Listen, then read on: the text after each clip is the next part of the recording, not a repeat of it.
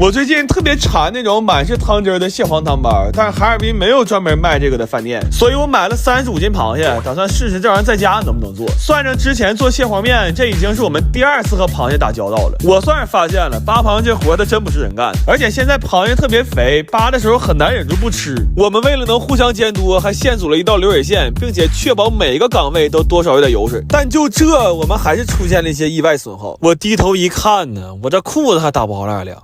这些是我们7个小时一动没动扒出来的，炒完了一共是6斤6两。我寻思这包上包子不就能吃饭了吗？但是世事难料啊，这包子根本就没个包。这个汤包啊，它讲究一个皮儿薄，所以对手法就有很高的要求。我夯包了1下午啊，翻车了无数回，愣是没得到一个完整的包子。后来我试了一下日食记的方子，它是2叉面粉揉成团之后反复擀压15次。这老高级面粉这么干可太变态了，我一下梦回醒时酥啊。我们擀了2个小时才擀好，然后包完膜给它醒一醒就能用了。到这儿我才明白，合着扒螃蟹是这里他妈最简单的一步啊。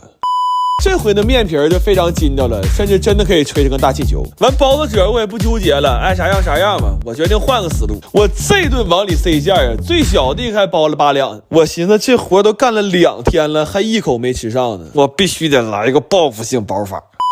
经过了2天2夜，我这汤包终于要出炉了。得力于日食记的配方，这么沉的馅儿，那包子愣是一个没破。这汤汁吸一口又鲜又甜呢，这是我长这么大第一次用勺吃包子。完这蟹壳让我煮汤了，做了一锅没有科技的蟹粉豆腐，这味儿真鲜呢。然后我算了一下，每个包子最少包了5只螃蟹，光成本就200块钱了，它活该好吃。不过这玩意儿好是好，就是寒性太大了，大半夜的没敢吃姜，就把夏天做的红糖姜块翻出来了。我怎么也想不到啊，5个月前遭的罪，今天居然享上福了。你说这事儿整的。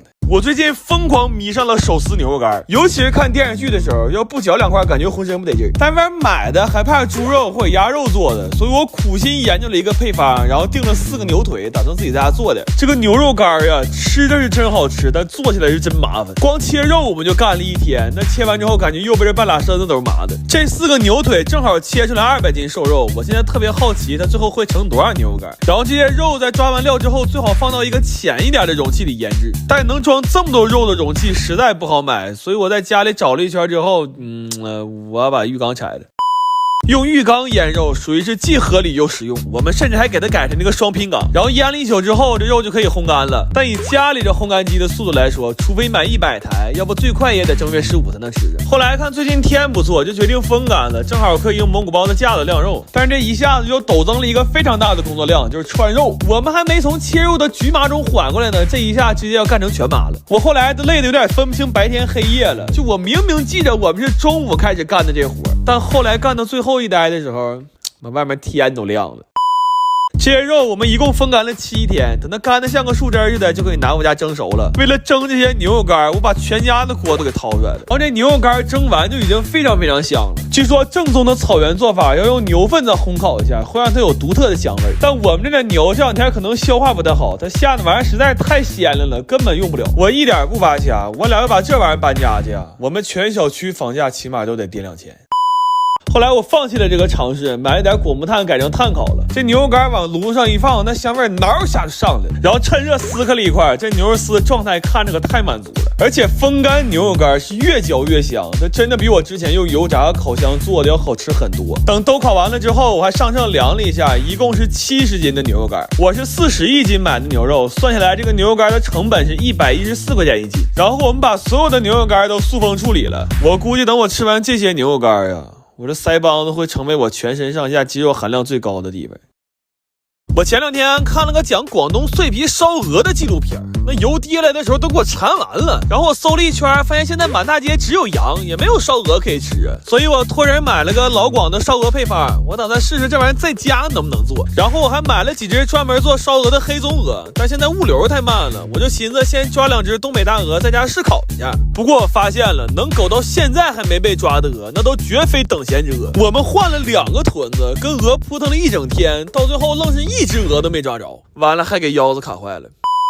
后来这鹅到了，我们的腰还没好呢，但也不想等了，就开始按照配方做了。这烧鹅做一次才明白，为什么饭店能卖到600-700一只，它这整个的制作过程太复杂了，光这腌鹅的酱就得用到20多种调料。然后我发现这烧鹅和烤鸭差不多，最难的都是对温度和时间的把握。但我们这现在外面太冷了，就导致这炉子用起来温度非常不稳定。就这么烤出来的鹅，要不然就是里边没熟，要不然就是整只鹅在炉里直接烤着了。后来实在没招了，我们就把炉子搬屋里来了。在室温环境下，这个炉子上温就非常快了，大概也就用了3分钟吧，整个屋都他妈仙气飘飘了。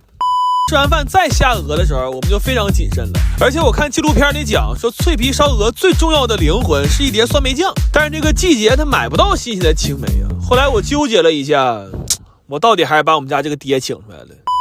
这酸梅酱熬完之后，现在多少还带了点酒香。然后这些鹅现在烧的也非常好了，就无论从颜色还是饱满度上来讲，看着还真有点饭店的感觉。尤其是剁鹅的时候，这油汪汪的一块一块，看着可太爽了。我从来没敢想过，居然有一天能在家吃上一只冒着热气的脆皮烧鹅。不过就是过程不太顺利，我们吃上这顿饭的时候，其实都是第4天晚上的。然后趁热还给邻居送了几只过去。等吃完饭之后，我把这2天做失败的鹅都给剁了，主要也懒得重新烤了，就都让我炖酸菜了。我是真没想到这烧鹅炖酸菜居然能这么好吃，就是我们真的都已经吃得非常饱了，但是实在是没忍住，一人又干了一大碗米饭。后来撑的凌晨3点还没睡着呢，就夯坐床上打嗝啊。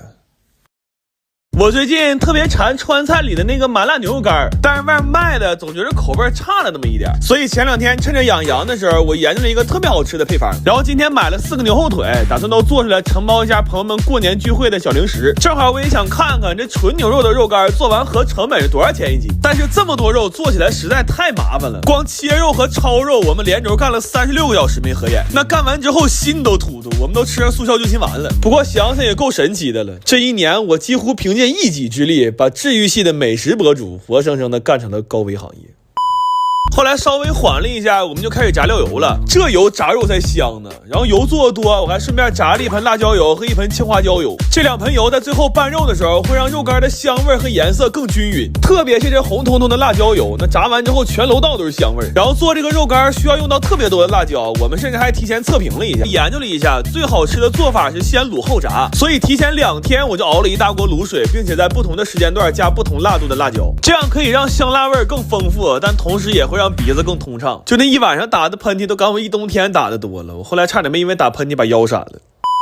这些肉在卤完之后就已经非常好吃了，但是为了让它更入味，就用泡了一宿。等泡完了还需要再炸，炸完了还需要再调味。就这东西好吃是好吃，但做起来真的很麻烦。而且我之前试了一下，最后炒的时候要用猛火爆炒才能让这个香味最极致。但是这么炒家里的火根本不够硬，就临时又搭了一个饭店用的那种灶台。这灶一使上，那烟火气一下就上来了，但是下一秒屋里就瓦蓝了，门窗全开着都没有用。就后来我上个厕所，我发现那都有股油烟味，我真是服了我。然后这2天没咋正经吃饭，又有点胃疼了，这胃不舒服可不能忍，又喝了一杯新39胃泰之后算是舒服多了。后来就用这灶，我跟我哥轮着炒了1天，那到晚上感觉手都回不了弯了。不过这个肉干吃着真的是特别好吃，因为它用大火炸过，所以外皮是焦脆的，但里边肉是嫩的，吃起来会有很多汁水，而且因为裹了花生和芝麻，那嚼起来越嚼越香。这回我一共做了2个味的，麻辣的是香辣咸，藤椒的是麻辣甜，都特别好吃。然后我算了一下，这玩意成本大概是70块钱一斤。后来我们把这些肉都分了，就这一桌子肉别看多，我敢保证出不了正月就得没。这晚上饿了开一袋，再配上一杯冰可，然后吃完了之后再嗦了嗦手指头，你说那谁能忍住不去开第2袋啊？